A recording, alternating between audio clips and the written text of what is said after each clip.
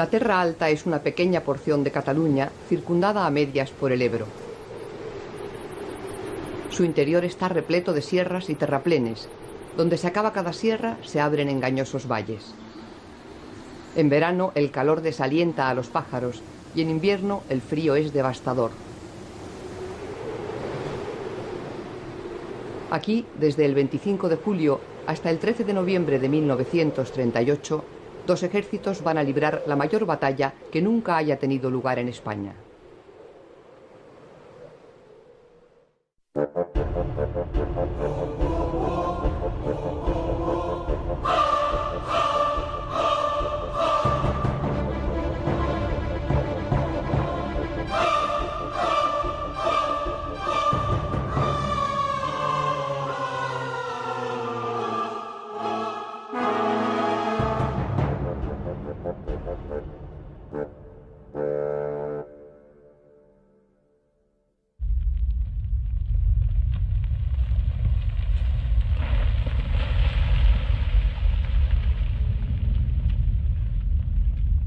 Es 18 de julio de 1938.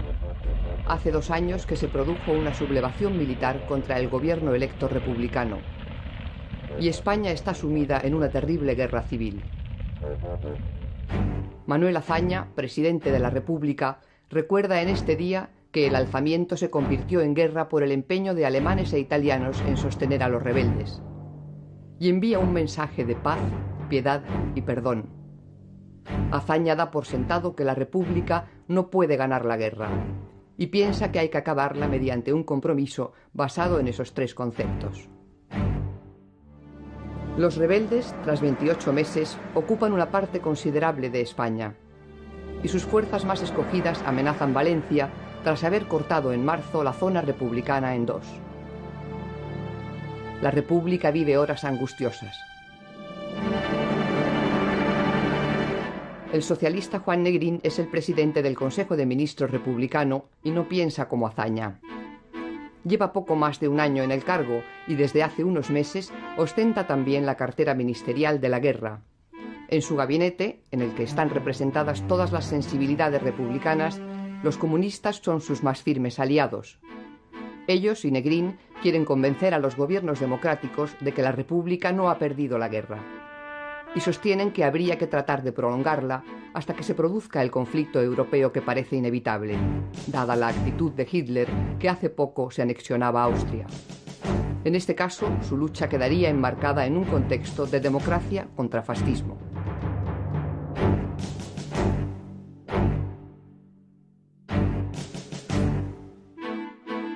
Entre el presidente Negrín y el general Vicente Rojo, jefe de su Estado Mayor, hay una buena sintonía. Rojo, que está considerado el mejor estratega republicano, ha elaborado un plan. Se trata de volver a pasar el río Ebro y atraer hacia esa zona a las tropas que acosan Levante.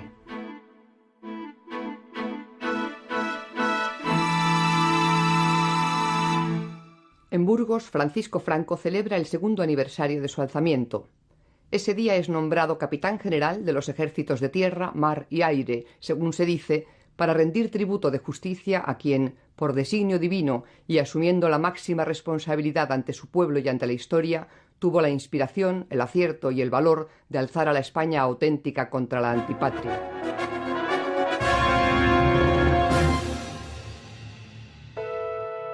En el plan del general Rojo, toda la responsabilidad recae sobre el teniente coronel de milicias Juan Modesto, que a sus 32 años se ha hecho cargo de 2 cuerpos de ejército compuestos por 100.000 hombres y que van a mandar 2 militares de milicias comunistas como él, Enrique Lister y Manuel Tagüeña. Otro comunista, Etelvino Vega, actuará en el norte del río con un 3er ejército. Me movilizaron, pues serían por allí por el 23 o 24 de abril, que me mandaron en casa un volante, que aún lo tengo, el volante este aún lo tengo, que me dicen que me presente el día 28 de abril de 1938, que me presente con una manta, plato y cuchara y calzado en buen estado, me presente a la caja de reclutas número 16 de Barcelona. Cita en la plaza, en la Puerta de la Paz, número 16 de Barcelona. Ya me diréis, la Puerta de la Paz para ir a la guerra. Eso no se comprende. Joan Cardona es uno de los reclutas de la llamada Quinta del Biberón.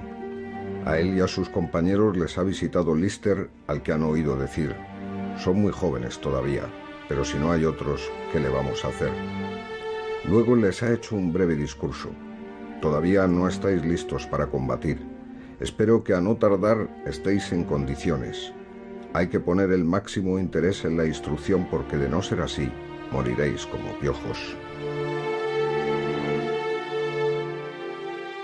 La consigna del mando republicano es ríos de sudor para evitar ríos de sangre. Y a la maniobra del paso del Ebro se dedican cientos de horas. En el interior, la preparación se hace en barrancos y en la costa, en el mar. Manuel Baqué es un experto nadador que ha ganado numerosas competiciones en el puerto de Barcelona.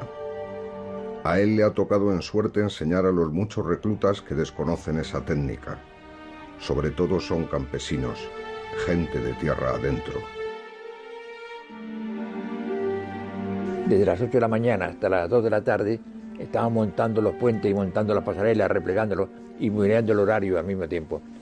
Fueron invitados una cantidad de periodistas extranjeros, fueron muchos periodistas y muchos corresponsales. No nos imaginamos cómo nos dieron cuenta los nacionales de lo que estaban preparando. El día 21, el general Rojo recibe la visita del consejero soviético Maximov. Según este general, son muchas las dificultades para el paso del río y el fracaso es seguro. Negrín sopesa desbaratar la operación, pero finalmente decide que el Ebro se atraviese como estaba previsto. El cuerpo de ejército que manda Tagüeña atacará por la derecha y el de Lister por la izquierda. Una división por el norte y otra por el sur llevarán a cabo acciones diversivas. Enfrente tienen a 40.000 hombres del ejército marroquí bajo el mando del general falangista Juan Yagüe, sobre el que pesa el recuerdo de su participación en la represión de la Revolución Asturiana del 34 y, sobre todo, en la matanza llevada a cabo tras la toma de Badajoz.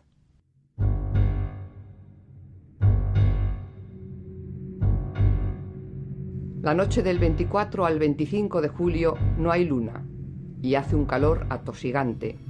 El río baja sereno y solo se oyen las chicharras. En su orilla izquierda, miles de hombres, emboscados, aguardan una orden.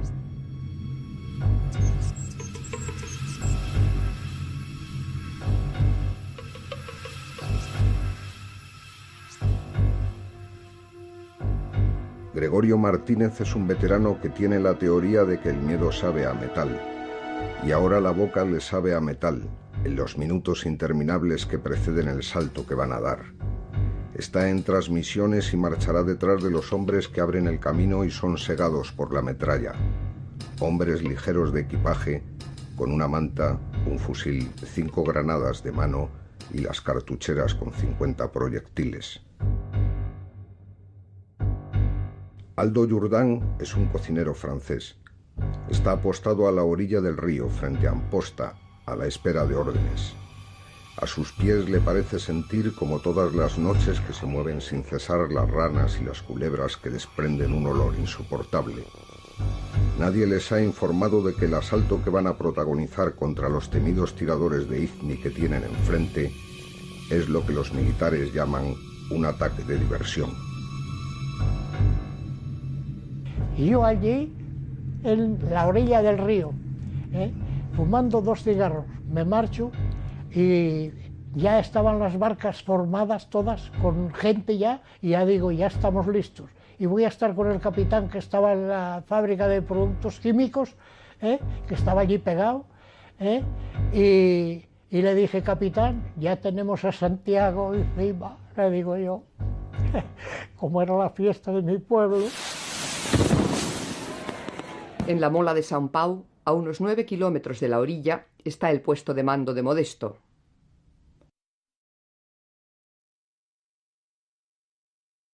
Con él se encuentra el general Rojo. A los dos les consume la ansiedad. Enfrente, lejos del río, en Caspe, el general Yagüe se despide de sus subordinados hasta el día siguiente. Bueno, vamos a dormir, señores, que esta noche los rojillos no parece que traten de pasar el Ebro.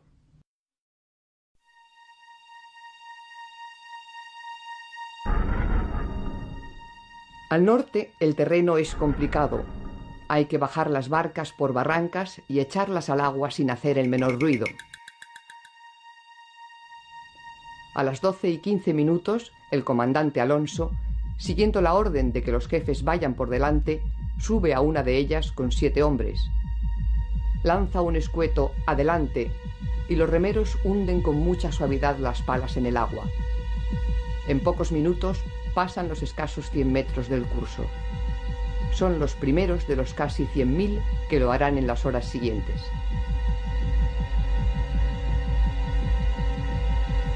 Esas tropas avanzarán hacia los altos de los Auts, a donde llegan con las luces del alba.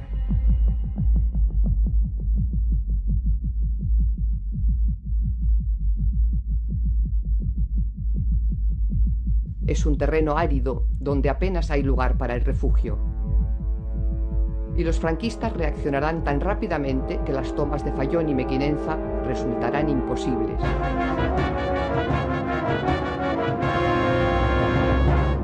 A la Brigada Internacional del teniente coronel alemán Hans Kahle le ha correspondido llevar el peso de la otra acción diversiva, la de Amposta. Un grupo de nadadores, con solo unas granadas de mano y unos machetes, se adelanta a las barcas. Pero el enemigo consigue responder con rapidez. Más de 2.000 moros, con ayuda de la artillería y la aviación, hunden las embarcaciones y la pasarela que los republicanos han tendido. Los 1.000 brigadistas atrapados en esa bolsa decidirán resistir hasta la noche siguiente, en que quizá las barcas puedan sacarlos de allí. Pero ese auxilio no llegará y acorralados intentarán huir a nado. En pocas horas el batallón Comuna de París desaparecerá. En Amposta los republicanos han perdido 800 hombres y el enemigo 400. A las 2:30 de la madrugada, el asistente de Yagüe ha despertado a su general. «Los rojos han pasado el Ebro. Gracias a Dios», exclama el militar. «Todo el mundo a sus puestos». Allí había un montón de barcas de pesca y íbamos 10 cada barca, de pie. Yo estaba delante de todo, cerca, junto al comandante Moreno. Bueno, desembarcamos y él pues dice, ¿habéis visto? Ha sido más fácil que cuando llegaron los españoles a América. Es en el sector central del río donde se desarrolla el esfuerzo principal de los republicanos. Julio Rovira cruza en una barca con las primeras luces del amanecer. Ya se oyen los fragores de la fusilería y la artillería.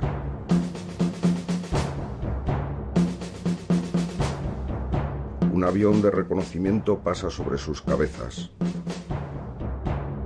Y poco después, cuando han dejado atrás la orilla, escuchan los motores de 3 pavas que se acercan sobre la vertical. Suena la orden, cuerpo a tierra. De la panza de cada avión se desprenden 4 grandes bombas que, acompañadas de un escalofriante silbido, bajan vertiginosamente. Unas caen dentro del río, otras sobre la concentración que aguarda el embarque. Barcas hundidas, heridos, muertos, humo y olor a pólvora. Los hombres que han pasado inician una marcha rápida a pie, subiendo y bajando abruptos montes. El calor, a medida que amanece, se torna sofocante. Van conquistando poblaciones y alturas sin entretenerse en los focos de resistencia, como Miravet o Mora de Ebro, que se tomarán más tarde. Hay que aprovechar la sorpresa y llegar a Gandesa y Vilalba del Sarx. Yagüe ordena a las fuerzas de Gandesa que asistan a las tropas que huyen. Y 600 marroquíes se dirigen hacia la venta de camposines para proteger a los que vuelven en desbandada. Al tiempo se instala en lo alto de la iglesia de Gandesa un puesto de observación y una ametralladora. A lo lejos se divisa Corbera.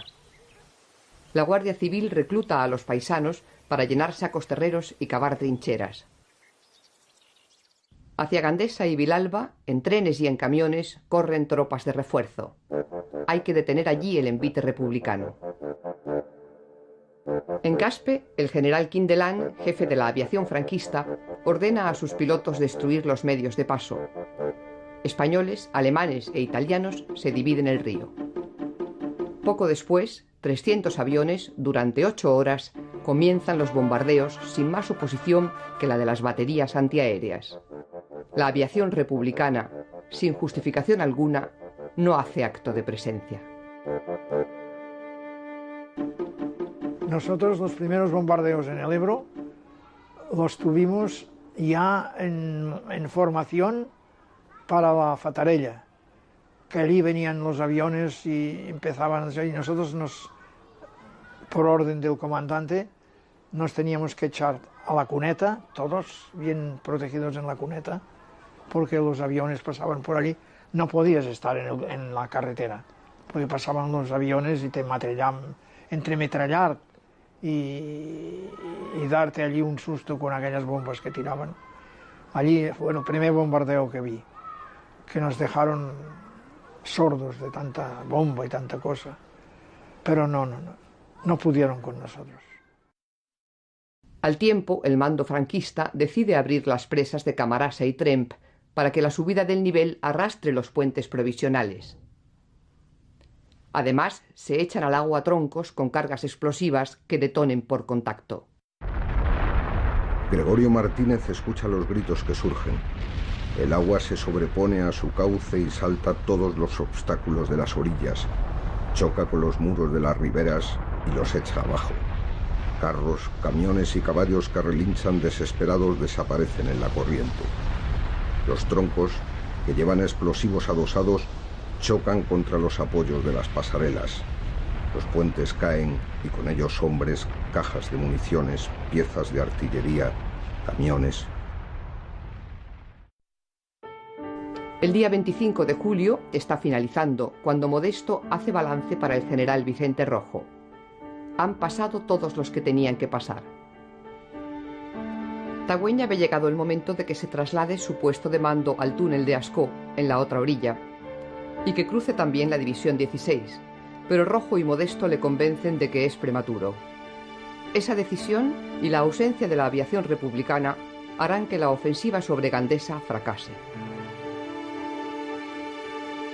Los republicanos han conquistado ya unos 800 kilómetros cuadrados en 24 horas. Llenos de una moral inquebrantable, sueñan con rebasar Vilalba y Gandesa y cortar las comunicaciones del enemigo. Yo tuve la impresión que llegaban a Valencia, de la moral que llevaban las tropas entonces. Las canciones que cantaban, todos los himnos estos de la Joven Guardia, la Internacional, todo. Iban con una moral brutal. Los ingenieros se afanan en reparar los pasos. En unas horas han perdido a 1/3 de sus efectivos por los bombardeos. A lo largo de la batalla, más de 60.000 bombas caerán sobre el río, pero no cesará la reconstrucción de los puentes.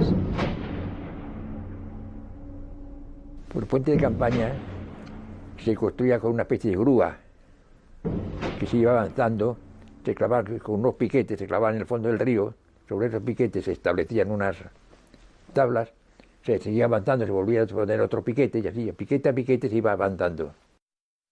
Tagüeña ordena finalmente que pase el Ebro la División 16, pero ya es tarde. Gandesa y Vilalba, progresivamente reforzadas, resisten con encono. El día 28, tras un largo viaje en vagones de ganado, llegan de Extremadura los 850 hombres del tercio de Montserrat.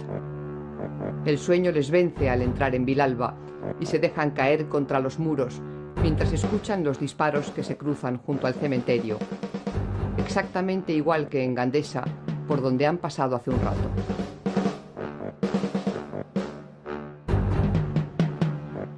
Antonio Criado acaba de llegar a las afueras de Gandesa con sus compañeros. No tienen tiempo de colocar sus escasos enseres. Las órdenes son que tomen el Mauser y recojan una dotación de cartuchos y bombas de mano. Forman y marchan hacia el cementerio atravesando el pueblo. Entre el reventar de granadas dejan atrás la carretera y aceleran el paso para entrar en el camposanto. Suenan los explosivos y disparos. Hay combatientes por todas partes, tirados en el suelo y disparando con el fusil colocado por encima de sus cabezas, muchos de ellos, y arrojando granadas sin descansar.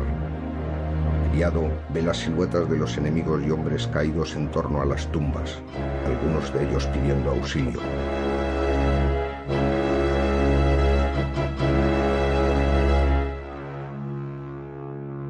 Ni siquiera de noche cesan los combates. Yagüe quiere medir la fuerza del contrario, sobre el que la artillería dispara sin descanso. Lo más terrible que pudimos soportar.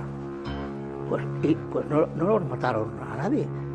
Y estuvieron de las 9 hasta las 11, la artillería, de la parte de Gandesa, sacudiéndonos. Y van,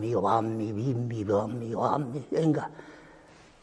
Hasta 2 horas machacando la artillería. El día 29, Rojo escribe a su amigo el general Matallana. Después del impulso extraordinario de los 2 primeros días, especialmente del primero, la cosa está bastante parada.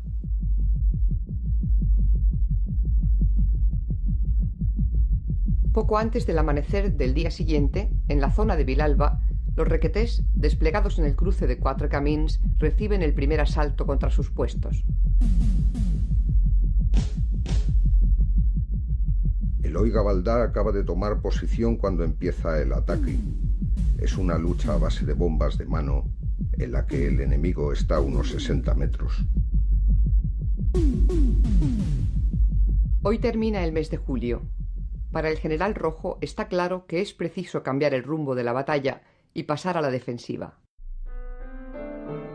El frente se ha estabilizado y todo es rutinario.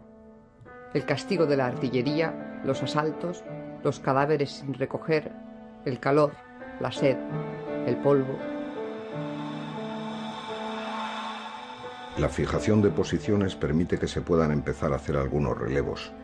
Para Ricard Bartres, los hombres a los que reemplazan parecen ancianos, sucios, sin afeitar, polvorientos. Y él y sus compañeros comprueban también que no hay trincheras, que tienen que refugiarse en los agujeros que han hecho las granadas en el suelo, o detrás de rocas, o de los pocos árboles que hay en pie.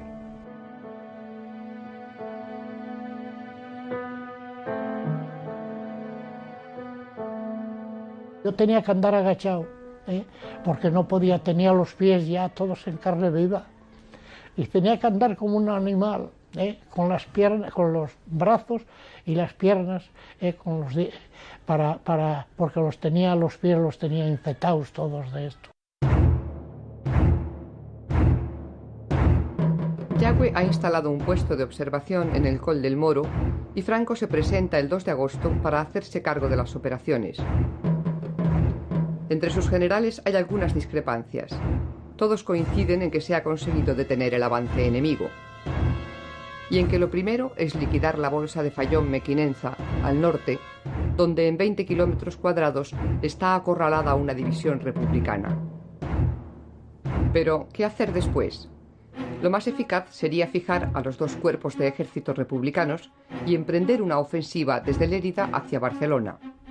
Pero esa operación tiene 2 inconvenientes. El primero es que hay que ser muy cuidadoso con la frontera francesa. Y el segundo guarda relación con la concepción que Franco posee de la guerra. No le urge ganarla. Prefiere una victoria lenta y exterminadora en la que el territorio vaya quedando limpio. Rojo está relativamente satisfecho. Ha conseguido frenar la ofensiva sobre Valencia y ha dado un impulso moral a la República. Pero en una semana, entre heridos, muertos y prisioneros, ha perdido 12.000 hombres. Aún así, si Franco se enfrenta a ellos en esos 800 kilómetros cuadrados, se entrará en una guerra de desgaste y se ganará el tiempo que Negrín le pide. A Franco se le achaca en su entorno una obstinada cerrazón a no dejar de lado los desafíos. De manera que va a aceptar el envite. Franco ha escogido la táctica del choque de carneros.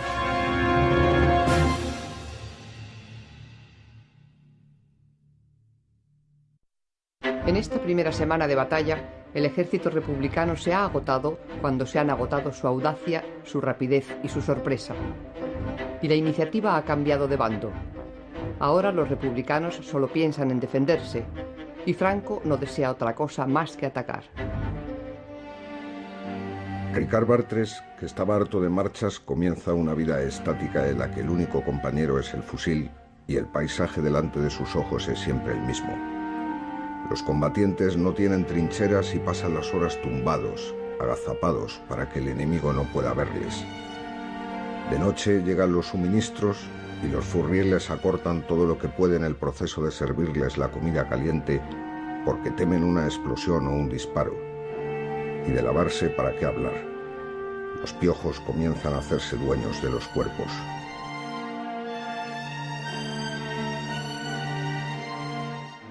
En los parapetos del cementerio de Gandesa, el alférez del corral observa el paisaje de los pinos chamuscados y las alturas, que son nidales de rojos, que los miran y los fríen a ráfagas de ametralladora en cuanto asoman la gaita por encima del parapeto. El agua sabe a tierra y las sardinas en aceite acaban por parecerles manjar de perros. Pero hay que comerlas, como hay que fumar el tabacazo que les llevan los moros con su espíritu de mercaderes hasta las mismas trincheras. Los moros, con su carga inverosímil de pitillos, botones, hilos y otras mercaderías.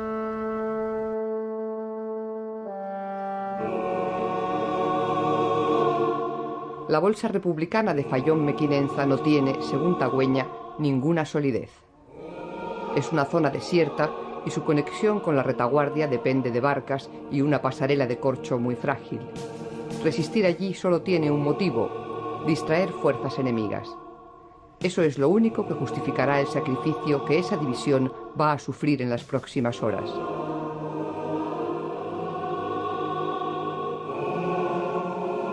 En la retaguardia republicana, los sanitarios reciben un flujo de heridos creciente. Las ambulancias tardan demasiado debido a los obstáculos y se cruzan con los convoyes que llevan suministros a primera línea. El transporte de heridos hasta el río se hace de noche, a veces a lomos de caballerías, y allí, a menudo, no queda más remedio que cruzarlos por las pasarelas a hombros. Isidra Carrés es cabo de camilleros. El doctor le va diciendo qué hacer con cada uno de los heridos que llegan sin pausa. A ese le curas y a Barcelona. A ese ya le puedes dejar en el rincón. Muchos de ellos son víctimas del mal estado o la sobreutilización del material, sobre todo de las ametralladoras refrigeradas por agua que revientan porque no se les da un respiro. Los sanitarios se pasan el día curando heridos y alineando muertos, y por la noche toca enterrarlos. Los hombres que han estado varios días viviendo tirados en el suelo empiezan a recibir, al ponerse el sol, la visita de los zapadores, armados con picos y palas, que llegan y se ponen a la tarea de hacer trincheras. Luego les dejan sacos vacíos para que cada combatiente rellene los suyos y se van. La vida cambia. Ahora se puede uno mover de un lado a otro de pie y charlar con los compañeros y hasta pasarse un pitillo cuando lo hay.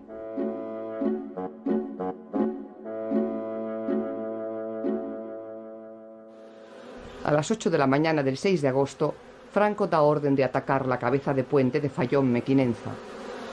Durante 3 horas, más de 100 piezas de artillería machacan ese terreno pelado. A las 11, los carros de combate, seguidos por la infantería, los legionarios a la cabeza, asaltan las primeras trincheras. El calor es insoportable. Rota la primera línea, el avance es imparable. Pero Tagüeña da orden a la división de resistir hasta la noche para hacer la evacuación. El tiempo se hará eterno bajo esa presión y el bombardeo constante de la aviación.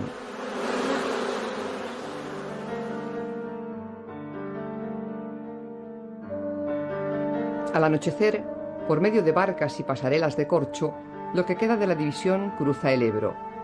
Ha perdido más de 3.000 hombres en 13 días de combate. Decenas de fusiles y ametralladoras han quedado sobre el terreno y los franquistas han hecho más de 1000 prisioneros.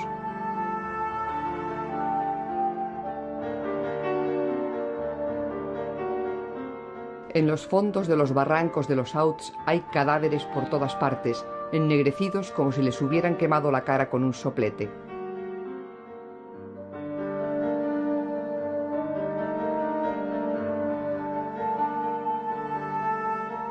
La bolsa de Fayón-Mequinenza ha sido arrasada y Franco ordena desplazar velozmente la artillería hacia el sur, contra la sierra de Pàndols, donde piensa aplicar el mismo método.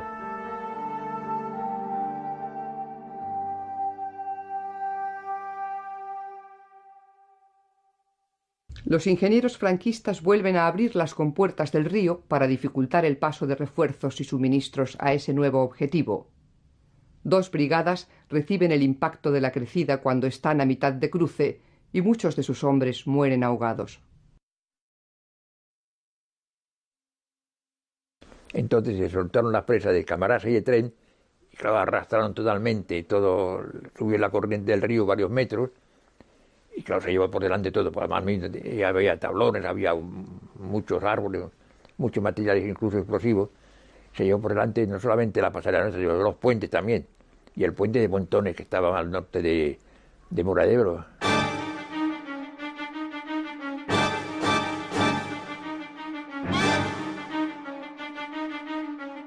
La segunda ofensiva franquista comienza a las 7 de la mañana del 10 de agosto de la misma forma.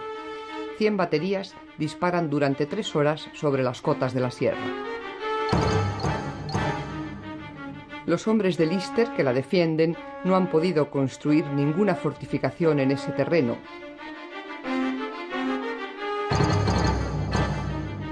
Así que se sujetan el casco con las manos y se tapan la espalda con las mantas dobladas, mientras permanecen tumbados soportando los proyectiles. Las piedras desmenuzadas entierran a algunos, y el ruido les aturde. Casi todos ellos muerden el palo que se han colocado entre los dientes. El polvo se mete hasta el fondo de la garganta.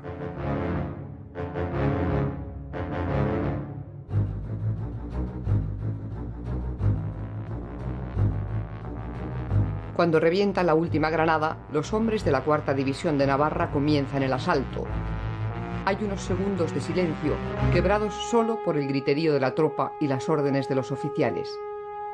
Pero de inmediato empiezan a sonar las ametralladoras republicanas. ¿Cómo es posible que quede nadie vivo ahí arriba?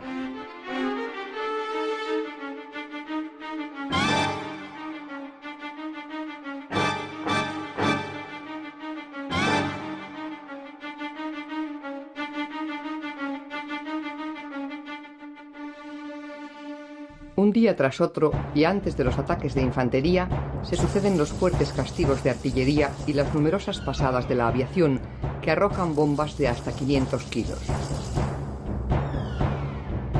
Los aviones republicanos, aunque con retraso y en cantidad insuficiente, han aparecido en el Ebro. Y a veces los combatientes se paran para contemplar los duelos aéreos entre los pilotos de los cazas, los Ratas y los Curtis contra los de los Fiat y los Messerschmitt. En el Camp de Biel, este amigo mío, artillero, que hemos sido muy amigos, me contaba que cuando empezaban a andar pilotos republicanos a Rusia para hacerse pilotos, gente española, él era ya mayor, tenía 27 años, pero consiguió acercarse con amigos al ministro de la guerra, que era Prieto. Y entonces se acercó y Prieto, muy cariñoso, mire usted, le dijo, si quiere ir a Rusia, yo le mando para hacerse piloto de bombardeo, pero piloto de caza no, porque hay un límite que son los 21 años. Y le digo por qué. Hasta los 21 años no se piensa. En los 2 primeros días, las bajas en cada bando son de unos 900 hombres. Alguna compañía republicana ha caído exterminada por los bombardeos y hay cotas que cambian de mano hasta 3 veces en 24 horas. Pero lo peor para los hombres de las alturas es la sed. Algunos guardan en la cantimplora los orines para beberlos cuando se hayan enfriado.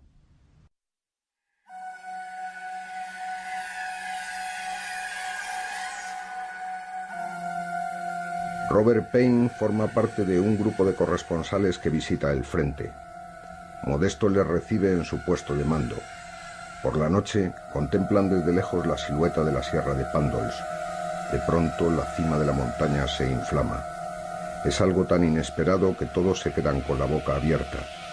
La luz de las llamas avanza kilómetros y se refleja en sus caras. Payne no puede imaginar qué es lo que arde allí. Pasan al menos 20 segundos hasta que escuchan el ruido de la artillería, y para entonces las llamas ya se están convirtiendo en humo.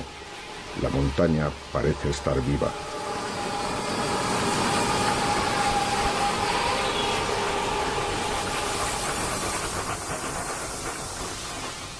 Gerardo San Pedro ve cadáveres de ambos bandos en tierra de nadie, sin que pueda dárseles sepultura.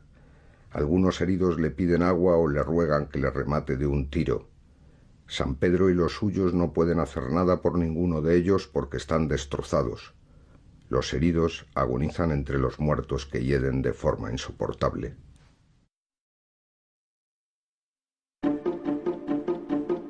Los franquistas ensayan una nueva manera de uso de los cañones antiaéreos alemanes del 88, el tiro directo. Las granadas rebotan en las rocas hasta 3 veces antes de estallar, soltando esquirlas que atraviesan los cuerpos de los combatientes.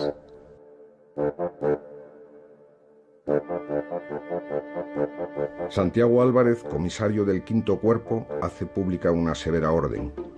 Advierto que todo soldado que pierda o abandone el fusil será pasado por las armas. Nadie podrá decir que sus fuerzas están copadas, rodeadas o perdidas. Varios hombres, incluso algunos comandantes y comisarios, han sido ya fusilados por abandonar sus posiciones. Esa segunda ofensiva de Franco es un fracaso. Se han logrado tomar algunas posiciones en Pándols a costa de unas 3.300 bajas, pero los republicanos, que han sufrido unas 5.000, mantienen con firmeza la mitad del terreno. Al general Dávila, jefe del Ejército del Norte, se le ocurre que la única forma de expulsarles de esa cabeza de puente es romper el frente enemigo en Vilalba y avanzar por la brecha abierta. Y para ello las tropas de Yagüe van a contar con más aviones, más artillería y más hombres. En esta guerra del Ebro, Franco tenía todo el material que quería, entre el que recibía de los alemanes, el que recibía de los italianos y el que tenía recuperado, pues tenían de todo. El general Rojo y Modesto le comunican el 17 de agosto a Manuel Tagüeña que ahora le toca a él aguantar esa tercera ofensiva. Pero Tagüeña ha tenido tiempo de llevar a cabo un agotador trabajo de construcción de trincheras, nidos de ametralladoras y tendido de alambradas. El centro de todo ese dispositivo es el vértice Gaeta, donde además el terreno le es muy favorable, porque lo que parece un valle desde la distancia está lleno de cortaduras y elevaciones que dificultan su identificación y el uso de los carros de combate. Un día antes de que se produzca la nueva ofensiva, Negrín se entrevista en Zúrich con el conde Belzec, embajador nazi en París. Es un encuentro desalentador. Hitler no va a presionar a Franco para que negocie el fin de la guerra. El mando franquista vuelve a abrir las presas del Segre, y los puentes de Flix, Mora de Ebro y Ginestar saltan hechos pedazos por una tromba que alcanza 3,5 metros de altura sobre el nivel normal del río. Al amanecer del 19 de agosto, más de 300 bocas de fuego rompen la calma. Y los aviones comienzan a arrojar sus pesadas bombas junto con millares de volantes aconsejando a los republicanos la rendición. Nos llenaron de papeles, la aviación infecciosa, soldados o milicianos rojos. No podéis soportar las bajas que diariamente os cuesta. Vuestros mandos os han engañado. Pasaros a nuestra fila, que hallaréis el pan, el trabajo y toda la gaita. Las ametralladoras crepitan. son las armas que causan más bajas. Y el teniente y yo, un teniente que había, que no era de mi compañía, pero tiraba muy bien, y aquel me enseñó a tirar. Y ya cantábamos la máquina, porque ya puede uno tirar tiros y tiros si no te dicen de qué manera y cómo, cantar la máquina tan, tarran, tan, tan, tan, tarran, tan, tan, porque nada más que tocabas, ¡trim!, tirabas 20 tiros. Y amigo, el teniente me enseñó, y dijo, te voy a enseñar cómo, y así me lo hizo. Me enseñó a tirar, y ya cantaba yo la máquina igual que él. Tan, tarran, tan, tan, tan, tan, tarran, tan, tan. Y eso no lo hace uno con pocos tiros. No disfrutaba poco yo. Llevaba otro fusil ametrallador, había un montón de cápsulas vacías, las cápsulas. Y cómo los veías rodar cuesta abajo, porque había una cuesta muy derecha, muy empinada. Al final, pues yo, por cachondeo, como le cogí mucho aprecio y cariño al fusil ametrallador, pues hacía pam, pam, pam, pam, pam, pam, pam, a las tocar los cojones. En Pándols, Alba Bessi aquel día le parece el peor de su vida. Las granadas caen por miles durante más de 7 horas sobre las posiciones que ocupa su batallón. Cada pulgada de terreno recibe un impacto. Piensa en sus hijos mientras oye los gritos de un camarada herido a pocos metros al que no se puede evacuar porque es imposible levantarse sin recibir un tiro de ametralladora. Bessi siente durante ese tiempo todo y nada. El tercio de Montserrat queda prácticamente deshecho tras su ataque contra la posición Targa. Es, tras la defensa de Quatre Camins, su segunda escabechina. Unos días después, cuando forme para pasar a la reserva, solo 109 hombres de los 850 que llegaron al Ebro serán útiles para el combate. Ahí hubo una traición en las filas nacionales y algunos de los jefes dijeron que se lo hagan solos los catalanes. Los catalanes solos no pudieron. O sea, tenían que atacar todo el frente, pero solamente atacaron los del tercio de Montserrat, solos. Y claro, empezaron a tirar las ametralladoras y el antitanque y todo eso. Bueno, allí hubo un destrozo. Según después nos contaron y hemos podido saber, hubo 58 muertos y 150 heridos. Aquello fue una carnicería.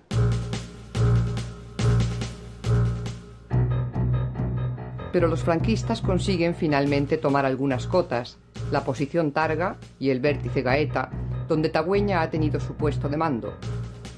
La situación se vuelve crítica para los republicanos cuando el 22 de agosto la división que manda el anarquista Manuel Mora retrocede hacia el río empujada por el pánico. Este hombre, que solo un día antes había anunciado severas medidas disciplinarias para los que flaquearan, es fulminantemente destituido. Pero esa ofensiva, que vuelve a ocasionar un gran número de muertos, tampoco da los frutos apetecidos. Y Franco, que se desespera, le va a arrebatar a Yagüe de una manera discreta el mando de las operaciones. El siguiente ataque lo llevará adelante el jefe del cuerpo de ejército del Maestrazgo, el general García Baliño, uno de los pocos militares que se ha atrevido a disentir de la estrategia del caudillo. La moral en la retaguardia franquista baja en consonancia con la subida que se registra en la republicana, y hay quien osa, con la mayor de las discreciones, hablar de paz y arreglo. A Franco le urge ganar la guerra antes de que estalle la europea, en la que trata de convencer a británicos y franceses de que él permanecerá neutral, pese a la ayuda que recibe de Italia y Alemania. Pero ni siquiera con su apuesta por García Baliño piensa cambiar de táctica.